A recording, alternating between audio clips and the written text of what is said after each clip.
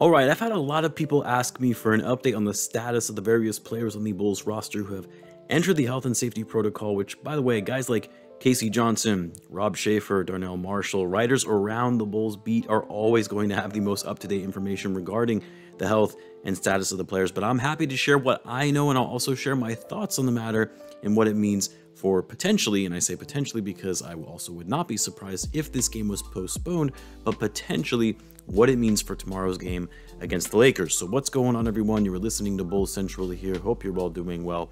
So before I dive into the Bulls roster and the players currently where they stand within the protocol, I think it is important to note just how much of an outbreak there has been across the league in the last couple of weeks. Initially we were talking about how this was an outbreak for the Bulls locker room alone after 10 guys had fallen into the protocol after the last game that they played against the Heat last Saturday. But with every passing day since then, you have had more and more players go into the protocol, so many players that I can barely keep up with who has gone into the protocol and who hasn't. In fact, it has actually been at its highest 10-day moving average in terms of positive tests than it did all of last season.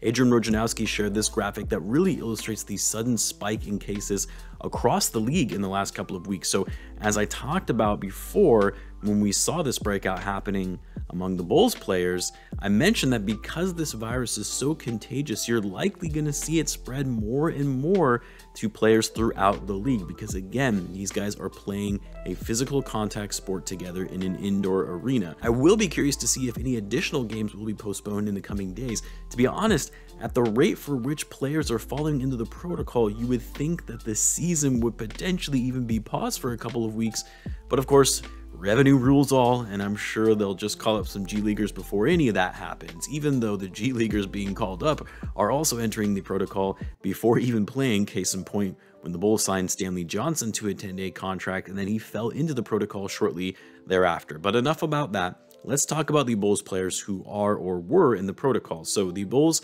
had 10 players in total who entered the health and safety protocol. This included Coby White, Javonte Green, DeMar DeRozan, Matt Thomas, Derrick Jones Jr., Zach Lavine, Troy Brown Jr., Stanley Johnson, and Alize Johnson.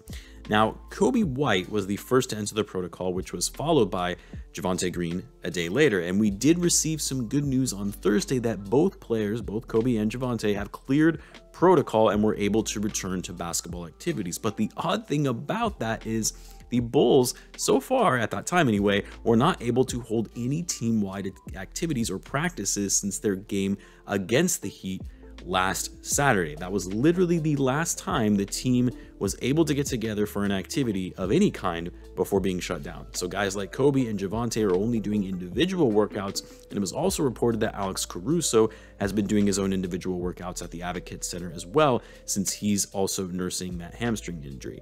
That's it, at least according to our Bulls beat writers anyway. Other guys, even those who did not fall into the protocol, have really not been able to do much of anything than, of course, their own individual workouts at home.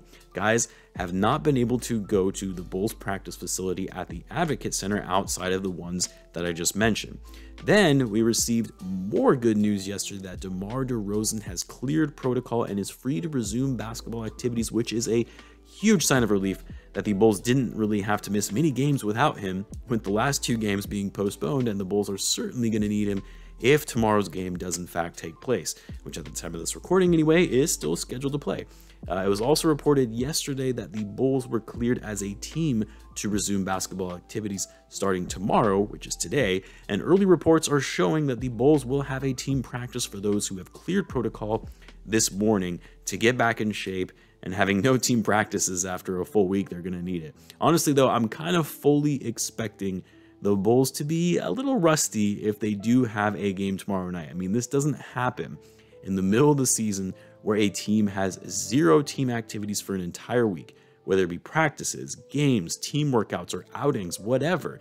Like, it's probably going to take them a game or 2 to get their conditioning and rhythm back up, especially since whenever they do resume games, it's not going to be the full roster, which I'll talk about in a little bit, with the remaining guys still being under the protocol. However, all that being said, if the Bulls do take on the Lakers tomorrow night at the United Center, it's going to be against a Lakers team that is also very depleted, with 5 guys out due to the health and safety protocol, again, at the time of this recording. So they're going to be a little thrown off and shorthanded as well. But unlike the Bulls, they've at least been able to play some games in practice. But whatever, it's the Lakers. They suck. The Bulls should be able to take them out.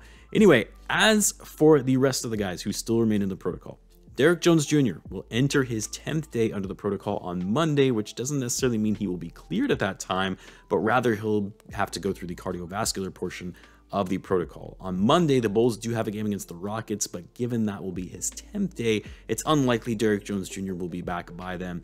Matt Thomas actually is a day ahead of Derrick Jones, so he could potentially be available by the game on Monday, as he'll hit his 10-day tomorrow.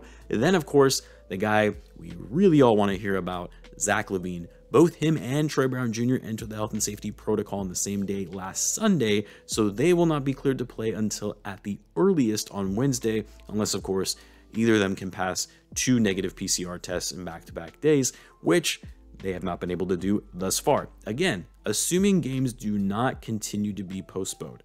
The Bulls will be taking on the Raptors on Wednesday, also in Chicago, but I would say the most likely scenario, and Billy Donovan even alluded to this recently in a press conference, is that the soonest we will see Zach Lavine back in the lineup likely isn't going to be until after Christmas, which would be the next game after the game against the Raptors, which is going to be on Sunday, the 26th, against the Pacers. And then, of course, Alize Johnson is one day after Lavine and Troy Brown, so you would have to assume, fingers crossed, that the roster will be fully back and in place by that game against the Pacers on the 26th. Again, assuming there are no setbacks or more guys entering the protocol in between then, which, since Alize, that happened on Monday, the Bulls have been in the clear with not a single player going into the protocol since then.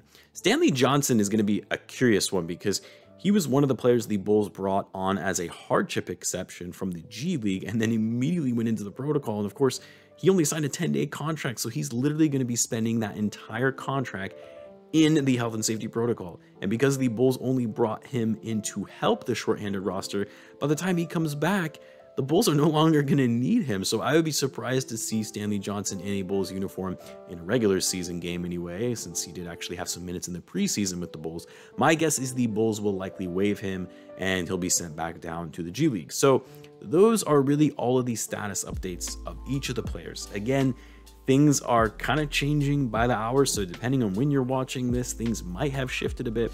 Hopefully we don't have any more players enter the protocol in the meantime. Hopefully the Bulls have passed this outbreak and actually will be able to be more immune to the virus as a result going forward. As much as I want to see the Bulls play tonight, especially because it's against the Lakers, I'm actually kind of hoping the game gets postponed just because it gives another day for the players to return or inch closer to clearing protocol. It'll give the Bulls more than just one day of practice before a game, and hey, a little bit more rest never hurt anybody. But let me know how you guys feel about the game tonight. Do you want to see it played or postponed just to give the Bulls another day for them to get their roster back intact?